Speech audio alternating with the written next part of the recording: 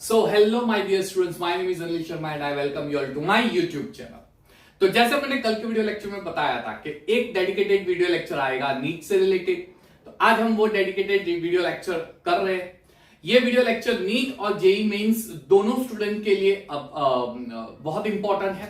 यहां पे हम पढ़ने वाले हैं, जैसे आप बोर्ड पे देख सकते हो, सॉल्युबिलिटी कर्व। ये जेई मेंस नीट दोनों बच्चों के लिए इंपॉर्टेंट है। सॉल्युबिलिटी कर्व जो है ये हम बात करेंगे solubility curve for a solid solute in a liquid solvent की। उसमें कितने कितने टाइप ऑफ सॉल्ट होते हैं, उनके सॉल्युबिलिटी और रिलेटेड टू टेम्परेचर। मैं टेम्परेचर इंक्रीज करता हूं तो सॉल्युबिलिटी पे क्या इफेक्ट होता है, ये हम बात करेंगे। ये हो जाने के बाद हम लोग हेनरीज लॉ कैसे डिराइव करते हैं। हेनरीज लॉ का जो इक्वेशन है मोल फ्रैक्शन, कल हमने देखा था mole fraction is proportional to the pressure, वो कैसे फाइंड किया गया, रिलेशन, वो हम रिलेशन की बात करेंगे। और हम एक बढ़िया कॉन्सेप्ट करेंगे जिसमें हम KH का सॉल्युबिलिटी ऑफ गैस से रिलेशन क्या होता है वो हम देखेंगे। ठीक है, तो बिना कोई टाइम वेस्ट किए हम लोग अपना वीडियो लेक्चर कंटिन्यू कर रहे हैं। लेकिन अगर आप मेरा वीडियो लेक्चर पहले देख चुके हो तो ठीक है, नहीं देखा है तो फर्स्ट टाइम देख रहे हो यानी, तो लाइक दीजिए, सब्सक्राइब कीजिएगा और फॉरवर्ड कीजिएगा। अगर आप मेरे चैनल को ऑलरेडी सब्सक्राइब कर चुके हैं तो उसको लाइक दीजिएगा, कमेंट दीजिएगा और जल्दी से जल्दी सारे स्टूडेंट्स को फॉरवर्ड कर दो, ताकि ये वीडियो लेक्चर सभी स्टूडेंट्स के लिए बहुत इंपॉर्टेंट और पढ़ने लायक हो जाए। सॉल्युबिलिटी को हम बात कर रहे हैं, सॉल्युबिलिटी को वापस रिपीट कर रहा हूं, solubility of a solid in a liquid. और हम ये टॉपिक स्टडी कर रहे हैं विथ रिस्पेक्ट टू टेम्परेचर। अगर मैं टेम्परेचर इंक्रीज करता हूं तो सॉल्युबिलिटी इंक्रीज होगी या डिक्रीज होगी। ठीक है, तो यहां पे मैं पहले हेडिंग दे ही देता हूं, solubility of a solid in a liquid solvent versus temperature। यानी अगर मैं टेम्परेचर चेंज करूंगा तो सॉल्युबिलिटी पे क्या इफेक्ट आएगा। चलिए, तीन कैटेगरी में हम लोग क्लासिफाई कर देते हैं। सबसे पहली कैटेगरी कौन सी होगी सॉल्युबिलिटी की, तो आयोनिक सब्सटेंस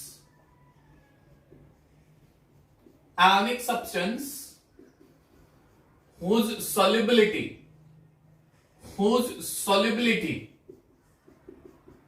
decreases continuously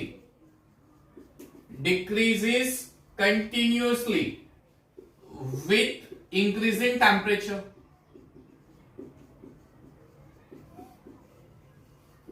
ठीक है, हमने सॉल्युबिलिटी ऑफ सॉलिड, जो मेरा वीडियो लेक्चर नंबर 5 है, वहां पे मैंने आपको बताया था कि जो अगर मैं टेम्परेचर इंक्रीज करता हूं तो सॉल्युबिलिटी ऑफ सॉलिड इंक्रीज हो सकता है, डिक्रीज हो सकता है, या फिर उसमें चेंजेस होगा, वो कंटिन्यूस शायद नहीं होगा, है ना। हमने एनसीईआरटी में सिर्फ एक ही केस स्टडी किया है, आयोनिक सब्सटेंस, उसकी सॉल्युबिलिटी अगर मैं टेम्परेचर इंक्रीज करता हूं तो इंक्रीज होती है कंटिन्यूसली, लेकिन सिर्फ इंक्रीज होती है ये जरूरी नहीं है।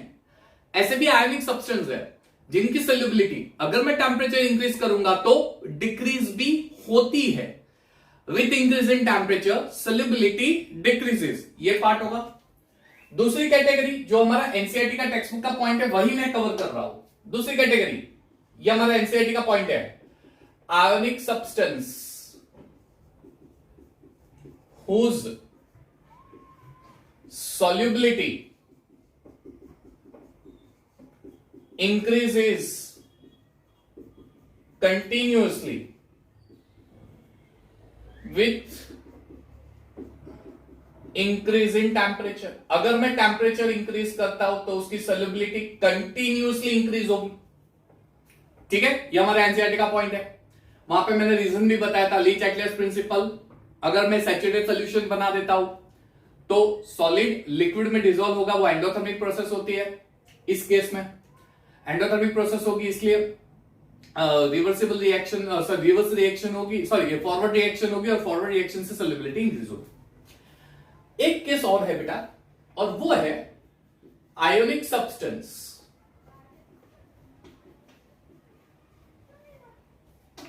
whose solubility do not increases continuously with increase in temperature। देखो ये जो केस है, इस केस में ऐसा सब्सटेंस देखेंगे जिसकी सॉल्युबिलिटी टेम्परेचर इंक्रीज करेंगे तो इंक्रीज होगा या फिर डिक्रीज होगा। लेकिन इन दोनों के कंपैरिजन में अनलाइक दिस टू हम लोग ये बोलेंगे, अनलाइक दिस टू हम लोग ये बोलेंगे कि यहां पे जो इंक्रीज या डिक्रीज का मैनर है, ऑर्डर है, ये कंटिन्यूस नहीं है, ये डिसकंटिन्यूस है। यानी अगर सॉल्ट की सॉल्युबिलिटी इंक्रीज होती है तो वो कंटिन्यूसली इंक्रीज नहीं होगी। समझ में आ रहा है? यूनिफॉर्म जिसे हम बोल सकते हैं, कंटिन्यूसली इंक्रीज होना डिक्रीज होना, वो नहीं होगा। तो अनलाइक दिस टू यहां पे सॉल्युबिलिटी इंक्रीज भी हो सकती है, डिक्रीज भी हो सकती है, लेकिन कंटिन्यूस मैनर में नहीं होगा। यहां पे सॉल्युबिलिटी डिक्रीज होगी कंटिन्यूसली, यहां पे सॉल्युबिलिटी इंक्रीज होगी कंटिन्यूसली। तो अगर मैं टेम्परेचर इंक्रीज करता हूं, यहां पे लिख देता हूं टेम्परेचर इंक्रीज करते हैं, तो ऐसा एनिक सब्सटेंस जिसकी सॉल्युबिलिटी डिक्रीज होगी कंटिन्यूसली, ऐसा एनिक सब्सटेंस जिसकी सॉल्युबिलिटी इंक्रीज होगी कंटिन्यूसली, और ऐसा एनिक सब्सटेंस जिसकी सॉल्युबिलिटी या तो इंक्रीज या डिक्रीज होगा लेकिन डिसकंटिन्यूस मैनर में होगा। ठीक है, चलिए सबसे पहले यहां पे बात कर लेते हैं। Example, ionic substance whose solubility decreases continuously with increasing temperature। पहले तो हम एग्जांपल दे देते हैं। Cerium sulphate, lithium carbonate and sodium carbonate monohydrate, एक ही वाटर मॉलिक्यूल होगा। एंड लिखा इसका मतलब ये नहीं तीन ही एग्जांपल है, और भी हो सकते हैं, लेकिन फिलहाल हम तीन याद रखेंगे। Cerium sulphate, lithium carbonate, sodium carbonate monohydrate. ठीक है, ये जो सॉल्ट है, अगर मैं टेम्परेचर इंक्रीज करता हूं तो इस सॉल्ट की सॉल्युबिलिटी कम होगी, इस सॉल्ट की सॉल्युबिलिटी डिक्रीज होगी, और ये जो डिक्रीज है वो कैसा होगा? कंटिन्यूसली ड्रॉप होगा, कंटिन्यूसली। अब ये जो ड्रॉप होता है वो या तो स्ट्रेट लाइन के फॉर्म में होता है या कर्वेचर होता है, वो मैं ग्राफ बाद में दिखाता हूं। क्लियर? अच्छा, यहां पे ऐसे आयनिक सब्सटेंस जिसकी सॉल्युबिलिटी इंक्रीज होती है विद इंक्रीज इन टेम्परेचर, बहुत सारे एग्जांपल आप दे सकते हो। NaNO3 sodium nitrate, KNO3 potassium nitrate, sodium chloride, potassium chloride etcetera, ये सब एग्जांपल लिख सकते हैं। ये ऐसे सॉल्ट है जिनकी सॉल्युबिलिटी इंक्रीज होगी विद इंक्रीज इन टेम्परेचर। इसका अलग से मैं केस एक्सप्लेन करूंगा, इसको अभी फिलहाल मैं नहीं छेड़ रहा हूं, इसको मैं अलग से एक्सप्लेन करूंगा। ठीक है, पहले इन दोनों की बात कर लेते हैं। अच्छा, यहां पे मुझे कहने की जरूरत नहीं है, ये रीजन हमने ऑलरेडी एनसीईआरटी सॉल्यूशन में देख लिया है। मेरा वीडियो लेक्चर नंबर 5 है जिसमें आप देख सकते हो, ये इसके बारे में मैंने एक्सप्लेन भी किया है। वापस थोड़ा हिंट दे देता हूं, समराइज कर लेते हैं। अगर मेरा सॉल्यूट सॉलिड है और अगर जो सॉल्वेंट है वो लिक्विड है, इनको मिक्स करता हूं, होमोजेनियस सॉल्यूशन बनता है, इनका सैचुरेटेड सॉल्यूशन बनाता हूं, सैचुरेटेड सॉल्यूशन बनाते हैं।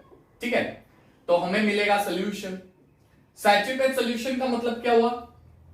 तो maximum amount of solute that dissolve in a liquid solvent at a definite temperature and pressure. उसके बाद अगर डिसॉल्व करना चाहोगे तो डिसॉल्व होगा नहीं, ऐसा हम समझते हैं, लेकिन एक्चुअली वहां पे इक्विलिब्रियम फिनोमिना होती है। हमने देखा था कि इस केस में ये रिएक्शन जो है वो एंडोथर्मिक होती है, प्लस डेल्टा एच। और हमने रीजन ये दिया था कि बिकॉज एंडोथर्मिक रिएक्शन है, अगर मैं टेम्परेचर इंक्रीज करता हूं तो ज्यादातर एनर्जी यहां पे सप्लाई होगी डेल्टा एच की वजह से, और एंडोथर्मिक रिएक्शन होने की वजह से डेल्टा एच इंक्रीज होगा। फिर लीच एटलियस प्रिंसिपल अप्लाई करते हैं। अकॉर्डिंग टू दैट प्रिंसिपल, अगर कोई भी एक फैक्टर जो इक्विलिब्रियम डिसाइड करता है वो चेंज हो जाता है तो रिएक्शन वापस वन वे हो जाएगी, और उस तरीके से रिएक्शन होगी कि वापस उसका इफेक्ट नेग्लिजिबल हो जाता है। तो यहां पे टेम्परेचर इंक्रीज होगा, इसके ऊपर अफेक्ट करेगा टेम्परेचर, और डेल्टा एच इंक्रीज होने की वजह से रिएक्शन फॉरवर्ड जाएगा। फॉरवर्ड जाने का मतलब जो अनडिसॉल्व है, ये जो मेरा पार्ट है सॉलिड सॉल्यूट, इसको मैं अनडिसॉल्व बोल देता हूं, यानी सॉलिड फॉर्म में जो डिसॉल्व नहीं हुआ है, और सोल्यूशन में डिसॉल्व सॉल्यूट है। तो होगा क्या? वापस फॉरवर्ड रिएक्शन होगी तो अनडिसॉल्व सॉल्यूट डिसॉल्व होने लगेगा, यानी सॉल्युबिलिटी इंक्रीज होगी। तो इस केस में सॉल्युबिलिटी इंक्रीज होगी, और वो इंक्रीज कैसा होता है? कंटिन्यूस। तो ये सिर्फ समराइज, डिटेल हमने वो वीडियो लेक्चर नंबर 5 में देखा है, आप लिंक डिस्क्रिप्शन बॉक्स में दे दूंगा, वहां पे आप जाके देख सकते हो। इसकी बात करते हैं। इसका हम लोग स्पेसिफिक रीजन फिलहाल डिटेल में नहीं देते, क्योंकि ये नीट बच्चों के लिए ये डिस्क्रिप्शन इतना इंपॉर्टेंट नहीं है, मेंस वालों के लिए इंपॉर्टेंट है, क्योंकि आगे जाके एडवांस जो एग्जाम दोगे उस एडवांस में इसके रिलेटेड कुछ पॉइंट याद आ सकते हैं। अगर मुझे ये चीज एक्सप्लेन करनी है, सिर्फ आपको बता रहा हूं, ये सिर्फ याद रखना ये कैसे हुआ डिटेल अभी फिलहाल हम देखने वाले नहीं है, हम सिर्फ रीजन को समराइज करके छोटा सा एक पॉइंट बना देते हैं। एक वांट ऑफ इक्वेशन है, एक हमारा वांट ऑफ इक्वेशन है, ये इक्वेशन है log k2 upon k1 it is equal to minus delta H by R into bracket 1 upon t1 minus 1 upon t2। ठीक है, ये वांट ऑफ इक्वेशन है। k1 k2 हमारा इक्विलिब्रियम कांस्टेंट ले लेते हैं, सॉरी नॉट लॉग, ln कर देते हैं यहां पे, या फिर यहां पे r की जगह बना देते हैं 2.303 r, सॉरी। चलिए, r हो गया हमारा real gas constant, delta h it is enthalpy, endothermic है एक्सोथर्मिक है depend on that, it is enthalpy. T1 T2 हो गया हमारा टेम्परेचर। इस इक्वेशन से रिलेटेड पता चला कि ये पूरा इक्वेशन सॉल्व करने से इन सॉल्ट के लिए डेल्टा h मुझे नेगेटिव मिला। अब डेल्टा h नेगेटिव मिलता है, इसका मतलब एक्सोथर्मिक प्रोसेस होगी थोड़ी, तो कहीं ना कहीं ये रीजन आप शॉर्ट आउट करके बता सकते हो कि वांट ऑफ इक्वेशन से ये पता चला कि इनकी सॉल्युबिलिटी कम होती है, क्योंकि यहां पे इक्वेशन में डेल्टा एच है, सॉल्व आउट करने से पता चलता है कि ये शायद नेगेटिव है इनके लिए, शायद। हम लोग सिर्फ एक रीजन दे, वन ऑफ द रीजन बता रहा हूं। अच्छा, पहला रीजन है वांट ऑफ इक्वेशन, जहां से डेल्टा एच हम कैलकुलेट करके निकाल सकते हैं, और डेल्टा एच से पता चलता है कि इसकी जो सॉल्युबिलिटी है वो डिक्रीज होती है एक्सोथर्मिक। ठीक है, इस इक्वेशन के हिसाब से डेल्टा एच यहां पे आएगा रिवर्स। अच्छा, एक और रीजन दे सकते हो, लेटिस एंथैल्पी। लेटिस एंथैल्पी ये अगर स्ट्रॉन्गर है तो बॉन्ड तोड़ना भी एक डिफिकल्ट पार्ट हो सकता है, लेकिन उससे भी ज्यादा कंफर्टेबल रीजन ये है। एक और रीजन है क्या बोलते हैं उसे, गिब्स फ्री एनर्जी वाला, जिसके अंदर डेल्टा जी अगर नेगेटिव है तो स्पॉन्टेनियस, यहां पे शायद डेल्टा जी नेगेटिव नहीं है। डेल्टा जी अगर नेगेटिव नहीं होता है, क्योंकि देखो डेल्टा एच अगर नेगेटिव है तो हमारे पास इक्वेशन है गिब्स फ्री एनर्जी का, delta G is equal to delta H minus, इसको मैं इरेज कर देता हूं, delta H minus T delta S. कहीं ना कहीं यहां पे ऐसे हो सकता है डेल्टा एस इंक्रीज हो रहा है, ये डेल्टा एच, तो डेल्टा एच की कुछ ऐसी वैल्यू सेट होती है कि यहां पे आंसर डेल्टा जी का शायद पॉजिटिव हो सकता है या स्पॉन्टेनियस रिएक्शन नहीं होगी, इसलिए सॉल्युबिलिटी कम होती है। कहने का मतलब इसका अगर स्पेसिफिक रीजन देना हो तो हम लोग शायद देने के लिए बहुत सारे फैक्टर कंसीडर करते हैं। मैं ऐसा नहीं बोला हूं दिस इज द फैक्टर, बहुत सारे, जैसे लेटिस एंथैल्पी मैंने बताया, जैसे डेल्टा एच की वैल्यू मैंने बताया, जैसे डेल्टा जी की वैल्यू शायद कैलकुलेशन पॉजिटिव आ रही है, तो ये सारे फैक्टर रिस्पॉन्सिबल होते हैं। तो इसमें से सही फैक्टर चुनना फिलहाल आपके लिए डिफिकल्ट है, इसलिए सही फैक्टर नहीं जाएंगे। हम लोग सिर्फ ये बोलेंगे कि delta H delta G, what of equation है डेल्टा एच डेल्टा जी, ये सारे रीजन हैं जिसकी वजह से सॉल्युबिलिटी जो है वो डिक्रीज होती है। क्लियर, ये चीज हो गई, यहां पे समझ में आ गया। अब लास्ट पार्ट पे चलता है। आयोनिक सब्सटेंस जिसकी सॉल्युबिलिटी इंक्रीज होगी और डिक्रीज होगी, कुछ भी हो सकता है लेकिन कंटिन्यूअस नहीं होगा। अगर मुझे उसकी एग्जांपल देने, चलिए एग्जांपल मैं बोलूंगा, लेटर से अल्फा अमोनियम नाइट्रेट, अगर मैं इसको हीट करता हूं तो ये कन्वर्ट हो जाता है बीटा अमोनियम नाइट्रेट में, और यहां पे शायद सॉल्युबिलिटी एज आई सेड या तो इंक्रीज होगा या डिक्रीज होगा, लेकिन ये एक फॉर्म में से दूसरे फॉर्म में कन्वर्जन होना अगर टेम्परेचर इंक्रीज करते हो। इसका पहला एग्जांपल है जिसमें अल्फा फॉर्म कन्वर्ट हो रहा है बीटा फॉर्म में, अल्फा फॉर्म बीटा फॉर्म में कन्वर्ट हो रहा है, इसलिए इसका इंक्रीज या डिक्रीज कंटिन्यूस नहीं होगा। मैं ये नहीं बता रहा हूं कि इसकी सॉल्युबिलिटी इंक्रीज होगी या डिक्रीज, नहीं, मैं ये बता रहा हूं कि एक फॉर्म से दूसरे फॉर्म में कन्वर्ट होने की वजह से ये डिसकंटिन्यूस मैनर में या तो इंक्रीज होगा या डिक्रीज होगा। ठीक है, वो मैं बाद में देखता हूं। तो ये पहला एग्जांपल हो गया। दूसरा एग्जांपल है हाइड्रेटेड सॉल्ट होते हैं, अगर मैं उसको हीट करता हूं तो उसमें से नंबर ऑफ वाटर मॉलिक्यूल कम होते जाते हैं। अगर मैं इसको हीट करता हूं उसमें से नंबर ऑफ वाटर मॉलिक्यूल कम हो जाते हैं, यानी हाइड्रेटेड सॉल्ट में हाइड्रेटेड पार्ट कम होता जाता है। अगेन वही चीज, एक फॉर्म दूसरे फॉर्म में कन्वर्ट हो रहा है, एक फॉर्म दूसरे फॉर्म में कन्वर्ट हो रहा है, तो मैं बोल सकता हूं कि सोल्यूबिलिटी इंक्रीज या डिक्रीज होगी, लेकिन कंटिन्यूस नहीं होगी क्योंकि फॉर्म चेंज हो रहा है। इसका फॉर्म, इन दोनों केस में फॉर्म में कोई चेंजेस नहीं आ रहे थे, सिर्फ वो मिक्स हो रहा था वाटर के साथ। यहां पे वाटर से इंटरेक्ट भी कर रहा है, प्लस उसका एक फॉर्म दूसरे फॉर्म में कन्वर्ट भी हो रहा है, इसलिए ये डिसकंटिन्यूस मैनर होगा। अच्छा, आप ये भी एग्जांपल दे सकते हो, Na2CO3 इंटू 10H2O। अगर मैं इसको हीट करता हूं तो ये अपने सारे वाटर मॉलिक्यूल निकाल देता है और एनहाइड्रस बना देता है, यानी hydrated form, sorry sodium sulphate, not carbonate sulphate. वापस थोड़ा अच्छे से कर देते हैं, ठीक है। Na2SO4 इंटू 10H2O, ठीक है। अगर मैं इसको हीट करता हूं, ये अपने सारे वाटर मॉलिक्यूल निकाल देगा, यानी इस केस के अंदर हाइड्रेटेड जो है वो एनहाइड्रस बन रहा है। तो सॉल्युबिलिटी भी हो रही है साथ में इंक्रीज या डिक्रीज, लेकिन उसके साथ साथ उसका फॉर्म भी चेंज हो रहा है। ये वाले केस ऐसे है जिसमें सॉल्युबिलिटी या तो इंक्रीज डिक्रीज होगी, लेकिन उसके साथ साथ सॉल्युबिलिटी इंक्रीज डिक्रीज के साथ साथ फॉर्म भी चेंज होता है। इसलिए सॉल्युबिलिटी का जो इंक्रीज या डिक्रीज मैनर है वो कंटिन्यूस नहीं है, वो डिसकंटिन्यूस मैनर होता है।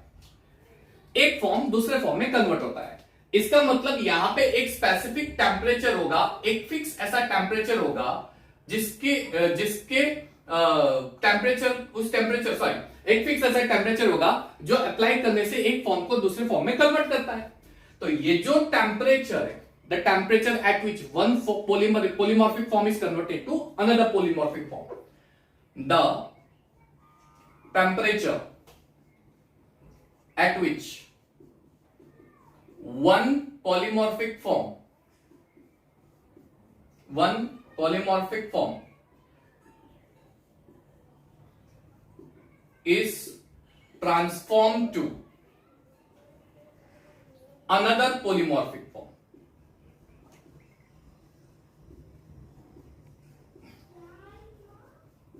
Another polymorphic form is known as transition temperature.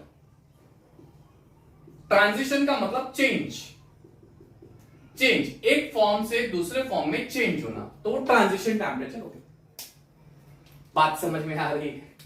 ये सोल्युबिलिटी को, तो हमने जो सोल्युबिलिटी एनसीईआरटी से स्टडी किया उसमें तो सिर्फ एक पार्ट था बीच वाला, उसके दो और पार्ट है।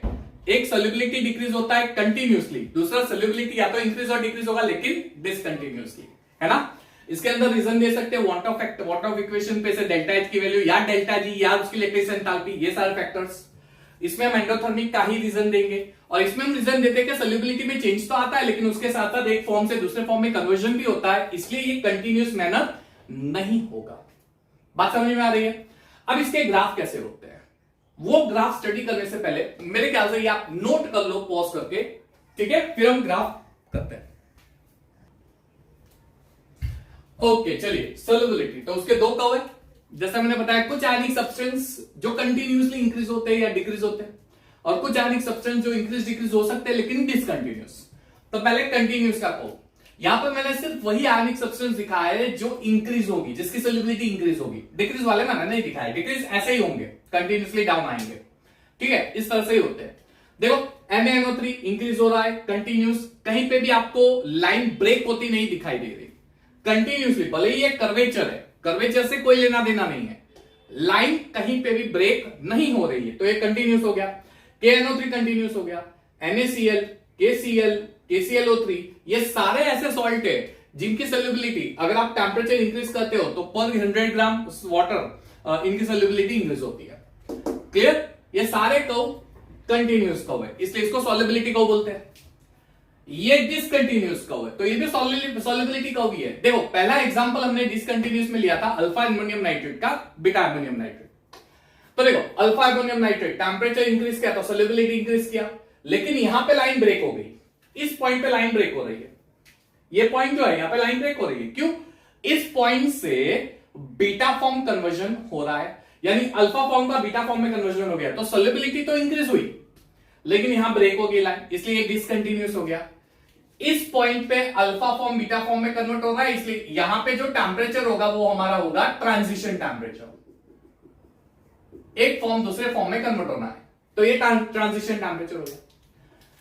अच्छा, CaCl2 into 6H2O, इसका हाइड्रेटेड फॉर्म डिक्रीज हो रहा है, 6 का 4 का 2 और सॉल्युबिलिटी साथ में इंक्रीज भी हो रही है। लेकिन देखो यहां पे दो जगह पे लाइन ब्रेक होती दिखाई देगी। पहला ये वाला पॉइंट, यहां पे 6H2O का 4H2O बन जाता है, उसके बाद वापस इंक्रीज होगा, यहां पे वापस लाइन ब्रेक होती है, 4H2O का 2H2O, उसके बाद वापस इंक्रीज होती है। यानी ये ऐसा कर्व है जिसके अंदर नंबर ऑफ वाटर मॉलिक्यूल कम हो रहे हैं, एक फॉर्म दूसरे फॉर्म में कन्वर्ट हो रहा है, प्लस इंक्रीज भी हो रहा है।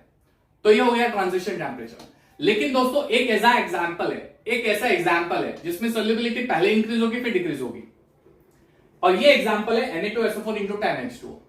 अगर मैं टेम्परेचर इंक्रीज करूंगा तो पहले हल्का सा इंक्रीज होगा अप टू 32.4 डिग्री सेल्सियस, यहां पे सारे वाटर मॉलिक्यूल लूज कर देगा, एनहाइड्रेटेड बन जाएगा, और एनहाइड्रेटेड बनने के बाद अगर आप इसका टेम्परेचर वापस इंक्रीज करते हो तो ये डिक्रीज होने लगेगा। यानी इसका Na2SO4 into 10H2O ऐसा एग्जांपल है जो स्टार्टिंग में थोड़ा इंक्रीज होगा उसके बाद डिक्रीज होता है। तो ये सारे कर्वेचर कैसे हो गए? डिसकंटिन्यूस। ये कंटिन्यूस हो गया और ये डिसकंटिन्यूस हो गया। क्लियर? तो इसे हम सॉल्युबिलिटी कर्व बोलते हैं। सॉल्युबिलिटी कर्व सॉल्ट के लिए ड्रॉ कर लो, फिर हम हेनरीज लॉ का इक्वेशन कैसे आया उसके बारे में बात करेंगे फटाफट से। चलिए तो आगे बढ़ते हैं। लास्ट हमने देखा था हेनरीज लॉ में कि mole fraction of any gas is directly proportional to pressure of gas. सबसे पहले जो हेनरीज लॉ दिया गया था बेटा वो कौन सा था? याद है ना, कल मैंने बताया था, मास of gas is directly proportional या फिर इक्वल टू के इंटू उसी गैस का पार्शियल प्रेशर। सबसे पहले मास के फॉर्म में दिया था और मैंने आपको बताया भी था क्यों मास के फॉर्म में दिया है। अब आगे इस इक्वेशन से यहां तक कैसे पहुंचे, इस इक्वेशन से यहां तक कैसे पहुंचे? देखो मैं एक काम कर देता हूं, ये जो मास ऑफ गैस है इसको मैं डिवाइड कर देता हूं W1 से, which is equal to K upon W1 into partial pressure of gas. और यहां पे जो W1 है जिसको मैंने डिवाइड किया है वेट ऑफ गैस से, सॉरी W1 को डिनोमिनेटर में लिया है, ये है हमारा वेट ऑफ सॉल्वेंट। और ये वेट ऑफ सॉल्वेंट फिक्स होता है, डेफिनाइट होता है। तो डेफिनाइट होने का मतलब ये हो गया कांस्टेंट हो गया। तो इसकी जगह पे मैं एक नया कांस्टेंट डाल देता हूं, that is W of gas upon W1 which is equal to let us say K dash into pressure of gas. यहां तक समझ में आई कहानी, है ना? ये कांस्टेंट है W1, क्योंकि हम लोग जब भी किसी गैस को सोल्यूबल करेंगे उसके फिक्स अमाउंट ऑफ सॉल्वेंट में सोल्यूबल करेंगे, इसलिए कांस्टेंट हो गया। अब एक काम करते हैं, वेट ऑफ गैस को उसको मॉलिक्यूलर वेट से डिवाइड करते हैं और W1 को उसको मॉलिक्यूलर वेट उसके मॉलिक्यूलर वेट से डिवाइड करते हैं। तो अब weight of gas divide by molar mass of gas whole upon weight of solvent divide by molar mass of solvent. अब यहां पे जो भी हम हरकत करते हैं वो जाहिर सी बात है राइट हैंड साइड भी करना ही पड़ेगा, है ना? तो K डैश इंटू, चलिए यहां पे मैंने क्या किया, गैस के मास को डिवाइड कर दिया और ये नीचे आएगा उसको मैं ऊपर ले लेता हूं, that is molar mass of solvent into pressure of gas, है ना? ये एकदम नीचे तो ऊपर चला जाता है, ऊपर एकदम, है ना? इसके डिनोमिनेटर में मास ऑफ गैस और एकदम नीचे वाला पार्ट ऊपर न्यूमरेटर में चला जाता है। अगर ये सारे कांस्टेंट है, मोलर मास कांस्टेंट है, CO2 का मोलर मास 44 कभी चेंज नहीं होता, O2 का मोलर मास 32 कभी भी चेंज नहीं होगा, कांस्टेंट है। तो यहां पे अगेन मैं एक नया कांस्टेंट बना देता हूं और ये कांस्टेंट है लेटर से K double dash into pressure of gas. समझना ध्यान से। अच्छा, वेट अपॉन मोलर मास एक फॉर्मूला सेट हो गई, वेट अपॉन मोलर मास एक फॉर्मूला सेट हो गई, नंबर ऑफ मोल्स। तो ये हो जाएगा number of moles of gas divide by number of moles of solvent, है ना? तो number of moles of gas upon number of moles of solvent, it is equal to constant into pressure of gas, equation number 1। समझ में आ रहा है? यहां तक समझ में आया कैसे किया मैंने? पहले स्टेप में मैंने क्या किया, सॉल्वेंट के मास से डिवाइड कर दिया। अब सॉल्वेंट का मास फिक्स होता है, कांस्टेंट होता है, इसलिए दोनों का कांस्टेंट एक नया कांस्टेंट K डैश बन गया। फिर मैंने क्या किया, सॉल्यूट के उसके मोलर मास से और सॉल्वेंट को उसके मोलर मास से डिवाइड कर दिया और ये सेम चीज यहां पे मैंने कर दी। मोलर मास चेंज नहीं होगा तो इन तीनों का एक नया कांस्टेंट बन गया K डबल एस। क्लियर? चलिए आपको एक इक्वेशन पता होगा, अगर मुझे आपको बताना है तो एक इक्वेशन तो आपको जरूर से पता होगा, you will definitely know that equation. Mole fraction किसी भी सब्सटेंस का अगर निकालना हो तो उस सब्सटेंस का मोल्स ऊपर लेंगे और नीचे लेंगे सारे कंपोनेंट्स, जितने भी सब्सटेंस है उसके मोल्स का समेशन, यानी मोल फ्रैक्शन की फॉर्मूला पता ही आपको। मान लीजिए इस केस में number of moles of gas ये बहुत बहुत बहुत कम है compare to number of moles of solvent, है ना, और इतना कम है कि उसको मैं निग्लेक्ट कर सकता हूं, इतना कम है। जैसे मान लीजिए मैंने वाटर का मास 1000 ग्राम ले लिया, तो उसमें गैस कितना होगा, मे बी 3 मिलीग्राम या फिर 0.03 ग्राम, है ना, उतना होगा, बहुत कम है, तो उसको तो मैं निग्लेक्ट कर सकता हूं, आई कैन निग्लेक्ट, तो कर देते निग्लेक्ट। तो अब मुझे इक्वेशन क्या मिलेगा, therefore mole fraction of gas is equal to number of moles of gas upon N1। ये हो गया, सही है, ठीक है। अब number of moles of gas upon N1, ये तो क्या है, एक नया constant K double dash into pressure of gas, है ना, therefore which is equal to K double dash into partial pressure of gas, है ना, और ये कहां से आया, बाय इक्वेशन 1, वहां से हमने लिखा, है ना। अब एक काम करते हैं, K डबल डैश को यहां पे लेके आ जाते हैं, तो therefore partial pressure of gas is equal to 1 upon K double dash into mole fraction of gas, which implies that partial pressure of gas is equal to, ये हो जाएगा एक नया constant which is our Henry's constant into partial pressure mole fraction of gas. ये हो गया हमारा equation. किसी भी गैस का पार्शियल प्रेशर उसके मोल फ्रैक्शन से रिलेटेड होता है, हो गया इक्वेशन रेडी। बात समझ में आ रही है, रेडी। मान लीजिए जितने भी गैस है, ऑक्सीजन, नाइट्रोजन, सारे गैस का पार्शियल प्रेशर सेम है। सेम का मतलब क्या हुआ, डेफिनेट। डेफिनेट का मतलब क्या हुआ, कांस्टेंट। लेकिन सारे गैस का KH वैल्यू ये सेम नहीं होता। At a fixed temperature, the KH for all gases are different, not same. Oxygen का KH डिफरेंट होगा, नाइट्रोजन का KH डिफरेंट होता है, CO2 का KH डिफरेंट होता है, कभी भी सेम नहीं होता है। तो मैं एक फिक्स पार्शियल प्रेशर कर देता हूं हर एक गैस का। सपोज मैंने 0.8 बार कर दिया, तो ऑक्सीजन भी 0.8 बार, नाइट्रोजन भी 0.8 बार, या 2 into 10⁻³ जितना कर दिया, हर एक गैस का प्रेशर सेम कर दिया, लेकिन KH तो डिफरेंट होता है। तो कांस्टेंट अब क्या हो गया, KH कांस्टेंट नहीं हुआ, कांस्टेंट हुआ नहीं। समझ में आ रहा है, वापस समझाता हूं। सारे गैस की KH value at a fixed temperature same नहीं होता, ये डिफरेंट होता है। तो अगर मैं सारे गैस का पार्शियल प्रेशर सेम कर देता हूं, तो KH तो डिफरेंट है, वो तो कभी भी सेम नहीं हो सकता, क्योंकि उसका सॉल्वेंट से इंटरेक्शन सेम नहीं होगा। तो ये कांस्टेंट हो गया। तो यहां से एक मुझे नई चीज दिखाई दी, और ये चीज क्या दिखाई दी, 1 upon mole fraction of gas is directly proportional to KH. Directly proportional to KH. 1 upon mole fraction of gas. इसका मतलब क्या होता है बच्चों, इसका मतलब ये होता है कि अगर आप KH इंक्रीज करोगे, देन mole fraction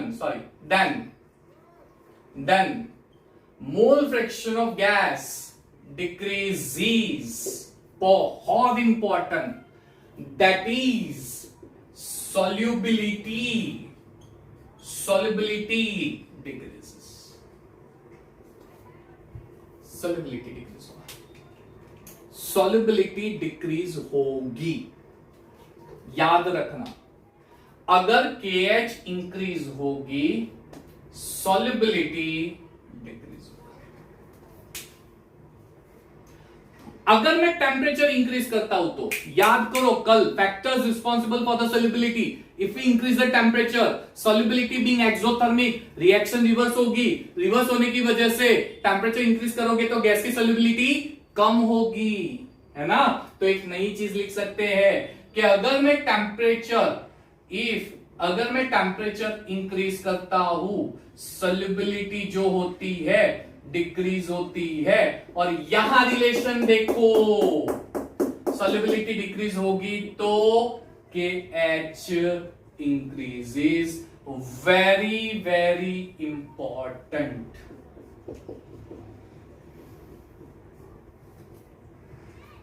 यानी एग्जाम में क्या करेंगे, आपको 3-4 गैस दे देंगे, उसकी KH वैल्यू दे देंगे और arrange it in the increasing order of its solubility, arrange in the increasing order of mole fraction etcetera. समझ में आ रहा है? टेंपरेचर इंक्रीज करोगे, मोल फ्रैक्शन डिक्रीज होगा, यानी सॉल्युबिलिटी डिक्रीज होगी, और सॉल्युबिलिटी डिक्रीज होगी तो KH वैल्यू इंक्रीज होती है। बहुत इंपॉर्टेंट, समझ में आ रहा है?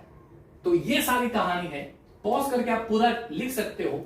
क्लियर है? नेक्स्ट वीडियो लेक्चर में हम लोग एप्लीकेशन हेनरीज लॉ की बात करेंगे, उसके कुछ लिमिटेशंस है उसकी बात करेंगे, और फिर उसके न्यूमेरिकल्स की बात करेंगे। तब तक देखते रहिएगा मेरे वीडियो लेक्चर, सब्सक्राइब कीजिएगा अगर नहीं किया हो तो, लाइक और कमेंट जरूर दीजिएगा अगर आपको मेरा वीडियो पसंद आ रहा है। सारे 11th 12th साइंस स्टूडेंट्स को फॉरवर्ड कीजिएगा। तब तक take care, have a nice time.